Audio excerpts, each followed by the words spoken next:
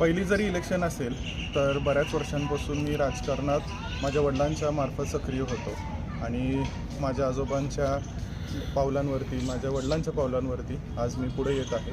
आणि ज्यावेळेस मी इलेक्शनला किंवा राजकारणात भाग घ्यायला सुरुवात केली तेव्हा मी अवघ्या 9 वर्षाचा होतो आणि आज 29 वर्षाचा आहे. त्यामुळे जर्नी जरी मोठी असेल तरी काम करण्याची खूप मोठी संधी आहे.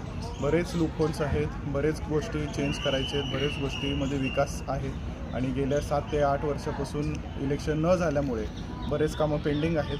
ते आदरणीय देवेंद्र साहेब आणि जयाभाऊ यांच्या सहकार्याने हे नक्कीच पुढं घेऊन जायचं एक धोरण आहे आणि पुढच्या 5 वर्षामध्ये एक मॉडेल म्हणून कोंडी जिल्हा परिषद गट पुढे आणायचं आहे. स्पेशल मुद्दे तसे 7 ते 8 वर्षापासून जेव्हा मी प्रचाराला बाहेर पडलो तेव्हा लोकांना एक इन जनरल असे जाणीव नव्हती की ग्रामपंचायतचे, पंचायत समितीचे आणि जिल्हा परिषद आणि आमदारकीचे कामांचा फरक काय.